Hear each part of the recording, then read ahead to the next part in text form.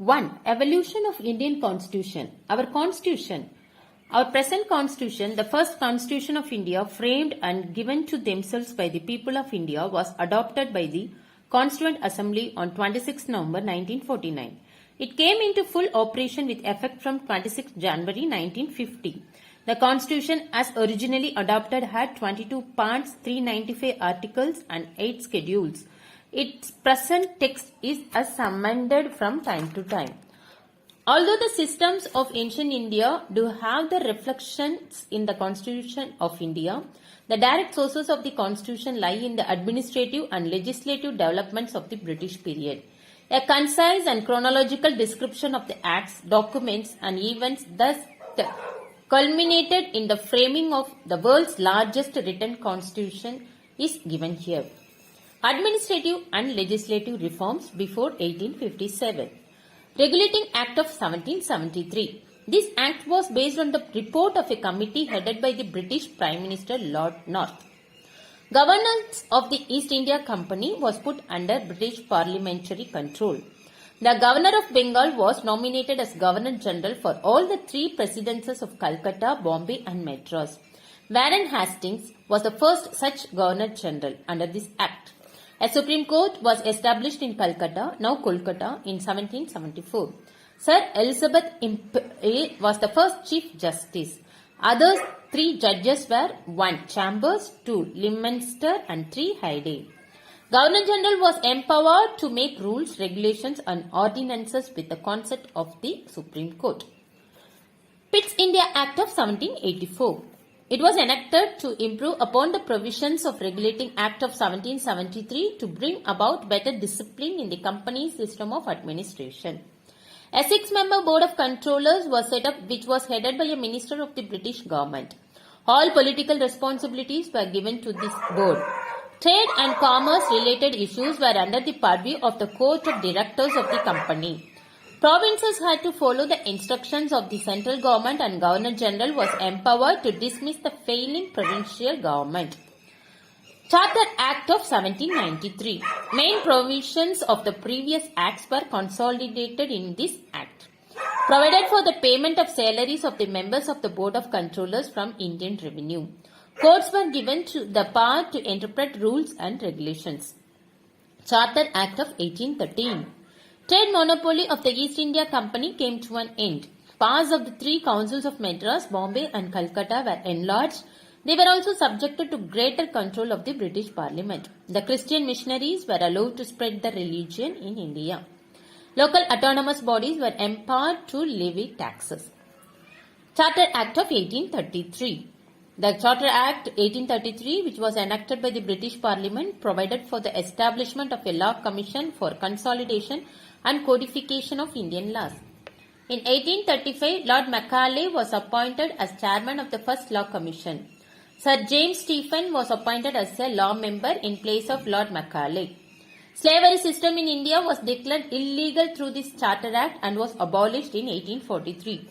The Governor General and his council were given vast powers. This council could legislate for the whole of India subject to the approval of the Board of Controllers. The council got full powers regarding revenue and a single budget for the country was prepared by the Governor General. The East India Company was reduced to an administrative and political entity and several lords and ministers were nominated as ex officio members of the Board of Controllers. For the first time, the Governor General's government was known as the Government of India and his council as the Indian Council. Charter Act of 1853. This was the last of the Charter Acts and it made important changes in the system of Indian legislation. This act followed a report of the Governor General Dalhousie for improving the administration of the company. A separate governor for Bengal was to be appointed. Legislative and administrative functions of the council were separately identified. Recruitment of the company's employees was to be done through competitive exams. British Parliament was empowered to put companies governors of India to an end to any suitable time. Administrative and Legislative Reforms Act 1857. Government of India Act 1858. British Crown decided to assume sovereignty over India from the East India Company in an apparent consequence of the revolt of 1857, described as an armed sepoy mutiny by the British historians and remembered as the first war of independence by the Indians. The first statute for the governance of India under the direct rule of the British government was the Government of India Act 1858. It provided for absolute British imperial control over India without any popular participation in the administration of the country. The powers of the Crown were to be exercised by the Secretary of State for India, assisted by a council of 15 members known as the Council of India. The country was divided into provinces headed by a governor or lieutenant governor, aided by his executive council. The provincial governments had to function under the superintendence, direction and control of the Governor General in all matters. All the authority for the governance of India was vested in the Governor General in Council, who was responsible to the Secretary of State. The Secretary of State was ultimately responsible to the British Parliament. Indian Council Act 1861. This is an important landmark in the constitutional history of India. By this act, the powers of the Crown were to be exercised by the Secretary of State for India, assisted by a council of 15 members known as the Council of India. The Secretary of State, who was responsible to the British Parliament, governed India through the Governor General, assisted by an Executive Council. This act enabled the Governor General to associate representatives of the Indian people with the work of legislation by nominating them to his expanded council. This act provided that the Governor General's Executive Council should include certain additional non-official members also while transacting legislative business as a legislative council. But this legislative council was neither representative nor deliberative in any sense. It decentralized the legislative powers of the Governor General's Council and vested them in the governments of Bombay and Madras. Indian Councils Act 1892. The non-official members of the Indian Legislative Council were to be nominated by the Bengal Chamber of Commerce and the provincial legislative councils, while the non-official members of the provincial councils were to be nominated by certain local bodies such as universities, district boards, municipalities, zamindars, etc. The councils were to have the power of discussing the budget and addressing questions to the executive. Morley Minto Reforms and the Indian Council Act 1909. Reforms recommended by then Secretary of State of India Lord Morley and the Viceroy Lord Minto were implemented by the Indian Councils Act 1909. The maximum numbers of additional members of the Indian Legislative Council, Governor General's Council, was raised from 16 under the Act of 1892 to 60, excluding the executive councillors. It provided for the first time for the association of Indians with the executive councils of Viceroy and governors. Satyendra Prasad Sinha became the first Indian to join the Viceroy's executive council. He was appointed as the law member. It also provided for the separate representation of presidency corporations, chambers of commerce, universities, zamindar, Sikhs, Indian Christians, Anglo-Indians and Europeans. The size of provincial legislative councils was enlarged by including elected non-official members so that the official majority was gone. An element of election was also introduced in the legislative council at the centres, but here the official majority was maintained. The legislative councils were empowered to move in resolutions on the budget and on any matter of public interest except certain specified subjects such as the armed forces, foreign affairs and the Indian states. It provided for the first time for separate representation of the Muslim community and thus the Act legalized communalism and Lord Minto came to be known as the father of communal electorate. The Government of India Act 1915. This Act was passed to consolidate the provisions of the preceding Government of Indian Acts. Montagu-Chelmsford Reforms and the Government of India Act 1919. The then Secretary of State for India, Mr. E.S. Montagu, and the Governor General Lord Chelmsford formulated proposals for the Government of India Act 1919. It created a new offices of the High Commissioner for India in London and transferred to him some of the functions hitherto performed by the Secretary of State for India. It provided for the establishment of a public service commission. Hence, a central public service commission was set up in 1926 for recruiting civil servants. Responsible government in the provinces was to be introduced without impairing the responsibility of the governor through the Governor General for the administration of the province by resorting to device known as diarchy or dual government. This act provided voting right to the Indian women for the first time. David Lloyd George was the then Prime Minister of England.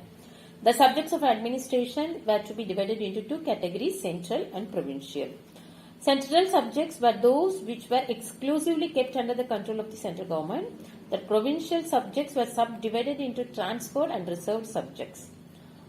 The transferred subjects were to be administered by the governor with the aid of ministries responsible to the legislative council, in which the proportion of elected members was raised to 70%. The reserved subjects were to be administered by the governor and his executive council with no responsibility to the legislature. The previous central control over the provinces in administrative, legislative and financial matters was relaxed. Sources of revenue were divided into two categories so that the provinces could run the administration with the revenue raised by the provinces themselves. The provincial budget was separated from the central budget. The provincial legislature was empowered to present its own budget and levy its own taxes relating to the provincial sources of revenue. The central legislature retained power to legislate for the whole country on any subject.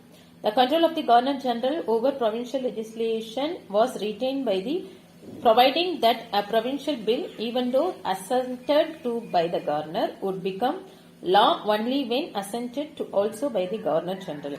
The Governor was empowered to reserve bill for the consideration of the Governor General if it was related to some specified matters. The Governor General in Council continued to remain responsible only to the British Parliament through the Secretary of State for India. The Indian legislature was made more representative and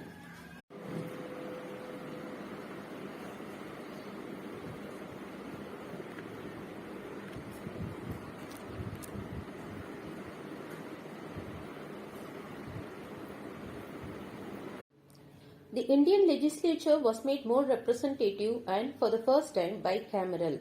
Lionel Curtis was a British official and author. His ideas concerning diarchy were important in development of the Government of India Act 1919, and his writing influenced the evolution of the Commonwealth of Nations. The upper house was named the Council of State. This was composed of 60 members, of whom 34 were elected. The lower house was named the Legislative Assembly. This was composed of about 144 members, of whom 104 were elected. The electorates were arranged on a communal and sectional basis, developing the Morley-Mentor device further. The Governor-General's overriding powers in respect of central legislation were retained as follows. His prior sanction was required to introduce bills relating to certain matters. He had the power to veto or reserve for consideration of the Crown any bill passed by the Indian legislature. He had the converse power of certifying bill or any grant refused by the legislature. He could make ordinances in case of emergency. Simon Commission. This commission, headed by Sir John Simon, constituted in 1927 to inquire into the working of the Act of 1919, placed its report in 1930. The report was examined by the British Parliament and a Government of India bill was drafted accordingly. The Government of India Act 1935. It was a lengthy and detailed document having 321 sections and 10 schedules. The Act of 1935 prescribed a federation taking the provinces and the Indian native states as units. It was optional for the Indian states to join the federation, and since they never joined, the federation never came into being. The Act separated Burma from India and two new provinces of Orissa and Sindh were created. The Act divided legislative powers between the centre and provinces. The executive authority of a province was also exercised by a governor on behalf of the Crown and not as a subordinate of the Governor General. The governor was required to act with the advice of ministers responsible to the legislature.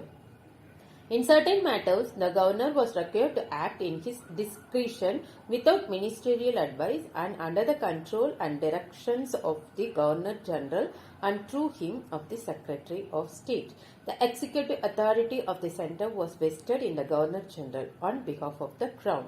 Councillors or Council of Ministers responsible to the legislature was not appointed, although such provisions existed in the Act of 1935. The central legislature was bicameral, consisting of the Federal Assembly and the Council of States. In 6 provinces, the legislature was bicameral, comprising a legislative assembly and a legislative council. In other provinces, the legislature was unicameral. Apart from the Governor General's power of veto, a bill passed by the central legislature was also subject to veto by the Crown. The Governor General could prevent discussion in the legislature and suspend the proceedings on any bill if he was satisfied that it would affect the discharge of his special responsibilities. The Governor General had independent powers of legislation concurrently with those of the legislature. On some subjects, no bill or amendment could be introduced in the legislature without the Governor General's previous sanction. A threefold division in the Act of 1935, there was a federal list over which the federal legislature had exclusive powers of legislation. There was a provincial list of matters over which the provincial legislature had exclusive jurisdiction. There was a concurrent list also over which both the federal and provincial legislature had competence. The Governor General was empowered to authorize either the federal or the provincial legislature to enact a law with respect to any matter which was not enumerated in the above noted legislative list. Dominion status, which was promised by the Simon Commission in 1929, was not conferred by the Government of India Act 1935. Cripps Mission. In March 1942, Sir Stansford Cripps, a member of the British Cabinet, came with a draft declaration on the proposals of the British government. These proposals were to be adopted at the end of the Second World War, provided the Congress and the Muslim League could accept them. According to the proposals, the Constitution of India was to be framed by an elected Constituent Assembly by the Indian people. The Constitution should give India dominion status. There should be one Indian Union comprising all the provinces and Indian states. Any province or Indian state not accepting the Constitution would be free to retain its constitutional position existing at that time, and with such not acceding provinces, the British government could enter into separate constitutional arrangements. Cabinet Mission Plan. In March 1946, Lord Attlee sent a cabinet mission to India consisting of 3 cabinet ministers, namely Lord Pethick Lawrence, Sir Stafford Cripps and Mr. A.V. Alexander. The object of the mission was to help India achieve its independence as early as possible and to set up a constituent assembly. The cabinet mission rejected the claim for a separate constituent assembly and a separate state for the Muslim. According to the Cabinet Mission Plan, there was to be a Union of India comprising both British India and the states and having jurisdiction over the subjects of foreign affairs, defence and communication. All residuary powers were to be vested in the provinces and the states. The Union was to have an executive and a legislature consisting of representatives of the provinces and the states. Any decision involving a major communal issue in the legislature was to require a majority support of representatives of each of the 2 major communities present and voting, as well as a majority of all the members present and voting. The provinces could form groups with executives and legislatures, and each group could be competent to determine the provincial subjects. The Mountbatten Plan. The plan for transfer of power to the Indians and partition of the country was laid down in the Mountbatten Plan. It was given a formal shape by a statement made by the British government on 3rd June 1947. The Indian Independence Act 1947 of the British Parliament.